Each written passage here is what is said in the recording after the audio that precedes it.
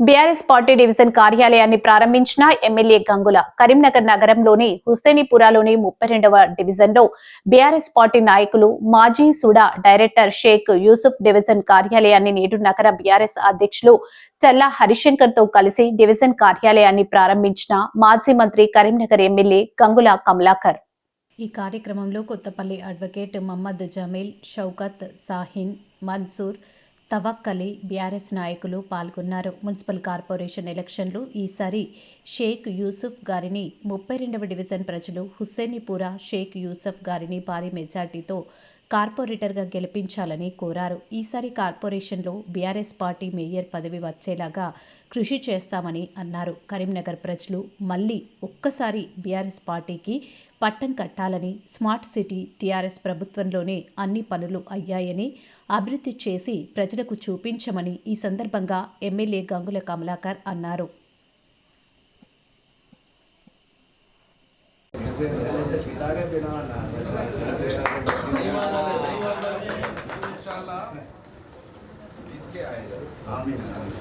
आपका सपोर्ट है तो जीते ना बराबर। यूसुफ भाई को जिता देना ना, यूसुफ भाई आपको कैसा भी आना है करना पड़ेगा। नहीं भाई उधर जाओ, जाओ जाओ इधर थोड़ा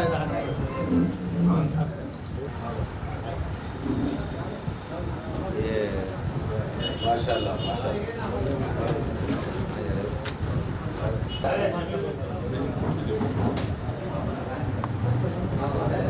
अब ऑर्डर क्या है?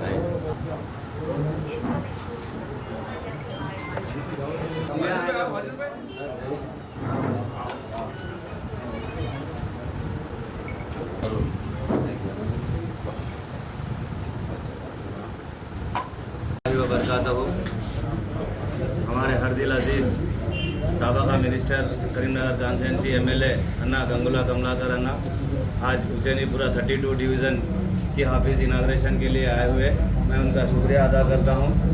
और उनके साथ साथ हमारे काउंसिल मेंबर जमील भाई और बाबजानी भाई और टाउन प्रेसिडेंट हमारे सदर चल्ला हरिशंकर साहब और शौकत भाई और नईम भाई और तमाम बीआरएस पार्टी के मेरे भाइयों को मैं तहे दिल से शुक्रिया अदा करते हुए मैं सलाम करता हूं।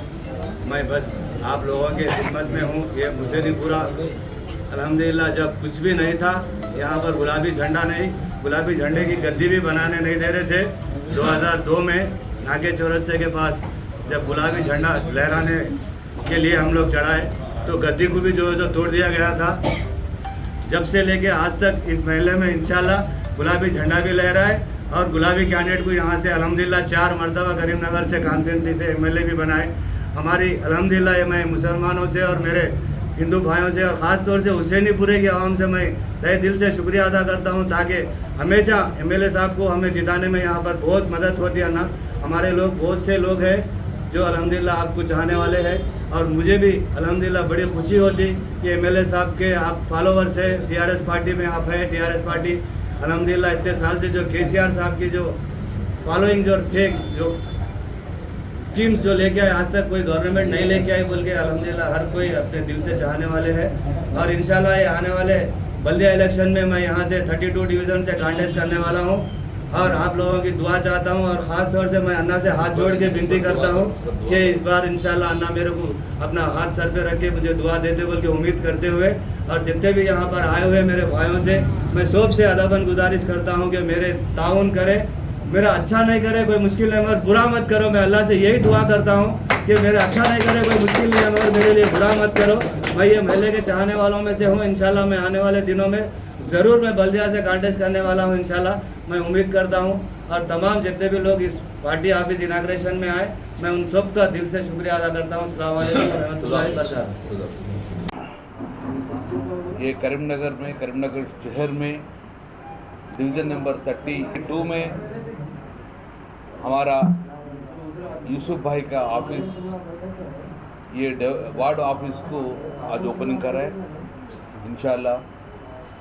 ये इससे पहले भी ये वार्ड ऑफिस से बहुत अच्छा काम करा था, वेलफेयर काम्स करा था। ये वार्ड ऑफिस में not only political issues, public जो चाहते हैं उसको फुलफिल करने के लिए भी हमारे यूसुफ पे बहुत मेहनत करा था। ఈరోజు గౌరవనీయులు హరిశంకర్ గారు టౌన్ ప్రెసిడెంట్ మరియు Jameeluddin garu Zilla Parishad cooption ex cooption member, Shaukat bhai town president, बाबजानी भाई, वाजिद भाई और हमारा टीआरएस पार्टी नेता అందరు కలిసి ఈరోజు యూసుఫ్ భాయ్ ఆఫీస్కి రావడం జరిగింది. ఒక్కటి మాత్రం చెప్పగలుగుతాం, ఈ స్వాతంత్రం వచ్చిన తర్వాత కరీంనగర్ నగరం ఇంత పెద్ద డెవలప్ అయిందంటే బీఆర్ఎస్ పార్టీ ఆధ్వర్యంలో డెవలప్ అయింది. బీఆర్ఎస్ పార్టీ వచ్చిన తర్వాతనే హిందూ ముస్లిమ్స్ అందరూ కలయిక జరిగి ఈ నగరాన్ని కానీ ఈ రాష్ట్రాన్ని అద్భుతంగా డెవలప్ చేసుకున్నాం. తెలంగాణ రాష్ట్రంలో ఇంత గొప్పగా డెవలప్ అయిన సిటీ ఎక్కడ లేదు, ఒక కరీంనగర్ సిటీ. అది సీఎం అసెస్ నిధులతో కానీ స్మార్ట్ సిటీ నిధులతో కానీ, స్మార్ట్ సిటీ రావాలంటే ఎలిజిబిలిటీ లేకుండా కేసీఆర్ చేయబట్టి ఈరోజు స్మార్ట్ సిటీ రావడం జరిగింది. సీఎం అసెస్ కానీ స్పెషల్ ఫండ్ కానీ తీసుకొచ్చేసి సుమారు 1000 నుంచి 1500 కోట్లతోటి ఈ కరీంనగర్ నగరాన్ని అభివృద్ధి చేశాం. గతంలో ఎవరు కూడా ఏ ప్రభుత్వం కూడా ఇంత నిధులు తీసుకురాలేదు. మున్సిపల్ నిధులతో పనిచేశారు, మున్సిపాలిటీ నిధులు చేశారు, లేదు. కానీ అన్ని రోడ్లు మొత్తం కూడా ధ్వంసమైన రోడ్లు. ఈరోజు అద్భుతమైన ఇన్ఫ్రాస్ట్రక్చర్ డెవలప్ చేసుకున్నాం. 2 సంవత్సరాల ప్రభుత్వం మారింది, కాంగ్రెస్ ప్రభుత్వం వచ్చింది, సెంట్రల్లో బీజేపీ ప్రభుత్వం ఉంది. ఇక్కడ సెంట్రల్ ప్రభుత్వం కానీ స్టేట్ ప్రభుత్వం కానీ ఇంతవరకు ₹1 తీసుకొచ్చి డెవలప్ చేసే పరిస్థితి లేదు. గతంలో టీఆర్ఎస్ పార్టీ తీసుకొచ్చిన నిధులు సీఎం వచ్చేసి 350 కోట్ల రూపాయలలో ఇంకా 70-80 కోట్ల రూపాయలుగా మిగిలి ఉండడంగా ఆ పనులు మొదలు కాలేదు.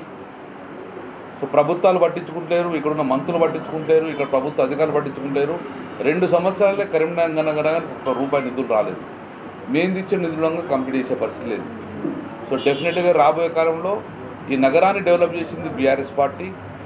ఈ నగరంలో గత 10 సంవత్సరాల నుంచి బీఆర్ఎస్ పార్టీ మేయర్గా ఉన్నారు, కార్పొరేటర్ ఉన్నారు, అటు గ్రామ పంచాయతీలో కూడా మొత్తం ఎక్కువ శాతం బీఆర్ఎస్ పార్టీ తీసుకురావడం జరిగింది.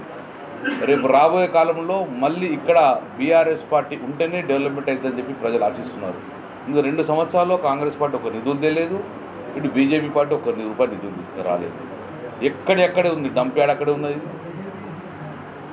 పెండింగ్ పనులన్నీ అక్కడే ఉన్నాయి. కాబట్టి మళ్ళీ బీఆర్ఎస్ పార్టీ అవకాశం ఇస్తే, మేయర్ అవకాశం ఇస్తే మొత్తం బ్రహ్మాండంగా మళ్ళీ పాతగా ఎలా పద్ధతి ఉందో అలాగ డెవలప్మెంట్ చేసే బాధ్యత బీఆర్ఎస్ పార్టీ తీసుకుంటుంది. ప్రజలు కూడా 2 సంవత్సరాలు చూశారు, ఏం చేసే అవకాశం లేదు.